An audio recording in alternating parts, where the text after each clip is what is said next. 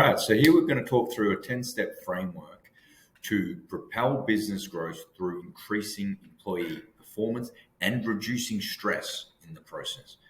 Now, step one is you must genuinely care about your people, be authentic, and be prepared to be vulnerable. Otherwise, this doesn't work. Step two, measuring engagement. You want to collect high quality engagement data. And what we mean by this is it has 4 elements. It's safe, so that people can answer honestly and not be judged. It's quantitative, so you can normalize it and compare results and benchmark outcomes. It's frequent, so it's very up to date and it's connected to what's really happening in real time and paints a story through time. We recommend daily, so people develop a habit and it's super easy to then collect it. And you need high adoption. And so to have high adoption, it must tick above the above boxes and must be super simple to collect. So ideally, you can get it down to one click of a button and taking less than 10 seconds, ideally sub 5 seconds. If you can do that, you can collect high quality engagement data, which you'll never seen before.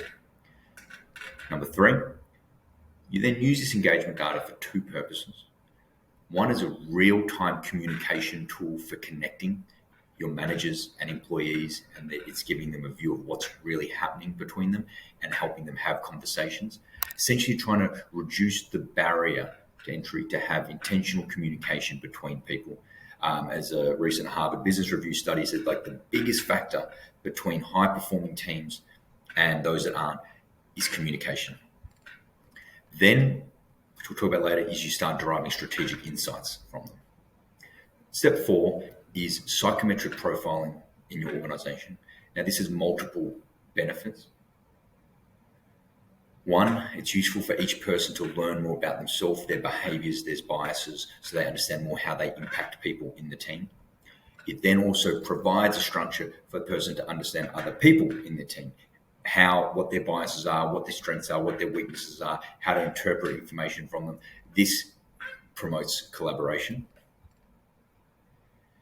Step 5 is use the above data to have a data-driven hiring process. So what you're doing with your hiring team is you're trying to define what behaviors and traits lead to success in a role. You want to identify them, create an ideal role profile, and then screen your candidates like that, and then compare them. And you then have a structure to talk about people, to guide your interview screening questions, and then to look at if things don't work, what do we want to tweak, and you can compare things to it because you've got a structure on what did you actually decide. So this is an example of a tool that doesn't, but you can do this however you want. So here is an outcome from a survey which give you a role profile, which is all these black dots that sort of define what the ideal archetype is, the thinking preferences suited to the role, and then different factors of what would suit this role. So in this case, it's a sales role. You're looking for a promoter, which is someone out there that's very people-orientated. And this shows up down here as a people-orientated person. They're going to be extroverted, blah, blah, blah. So this is now we're trying to define what behaviors will lead to success in this sales role. You can then compare people against this, right, to have a look at, okay, how does this person fit against this? Where will my challenges come from, etc. That's a practical way to start bringing in data-driven hiring and start to understand what actually leads to success in a role. Now, step 6, after 3 months now of collecting high-quality engagement data, you can start identifying some things like, do some teams have consistent high levels of stress? Are there leadership gaps? Do certain managers require support, etc.? And you can start getting to the bottom of this and then supporting them. You can break the questions down into like comparing the 4 biggest drivers of engagement, which is the direct manager, the team alignment, the company culture, and their role, and understand where are points of frictions coming up in the team. Now, number 7, we're going to go into is like essentially getting a leadership plan. Leadership is critical to being able to grow your business. And it's different to being a manager or good at doing your role. So the earlier you get into identifying these gaps and supporting people becoming better leaders, this will change the environment you have. So the more aware leaders you have, this is the biggest thing that will lift the performance of your team. And the earlier you get onto this in the journey and with people earlier in their career, I think this changes a lot of doors as you go much deeper into it. And it's not happening after 15, 20 years in the career when they start getting into some sort of leadership development thing. A lot of behaviors are a lot more ingrained. It's a lot harder to turn the dial.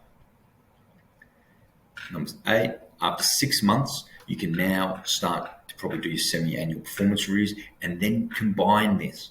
Combine your performance scores, 1 to 5 when your people, makes it simple. Combine it with your engagement results.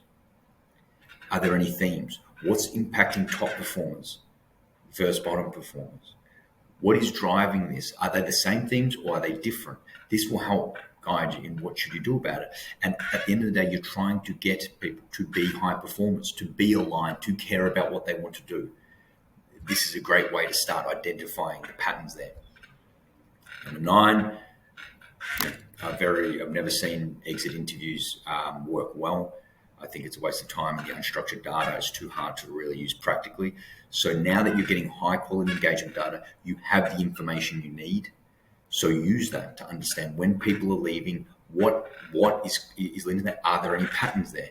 Another thing that I'd highly recommend is to tag who is leaving.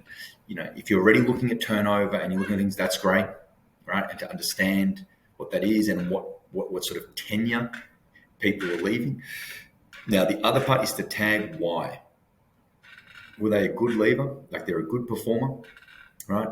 Was it neutral, or were they a poor performer, a bad leaver? Understand that. And then the other part, was it expected or not expected?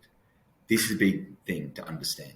And the expected versus unexpected is in how in control and aware of what's happening in your environment. So if there's a lot of unexpected leaders, you're not in sync. Your leaders, your managers, they're not in sync with what's going on. And this is now you want to get in trouble. So that's a sign of a leadership gap. Now, if you have a lot of top performers leaving, then you've got a problem.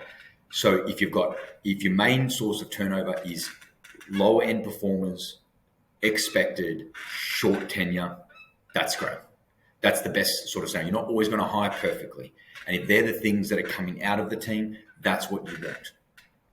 The thing that's most expensive is great performance leaving unexpectedly. And you want to know that, and you want to understand when that's happening, what's causing that, and how do you stop it. Now, if you do all of these first 9 steps and you keep doing them over and over, and you keep growing your team and evolving it like this, becoming more aware of what's leading to high performance, your team will continue to grow, and it'll allow your business to grow, and it'll allow your profitability to grow. I hope you found this useful.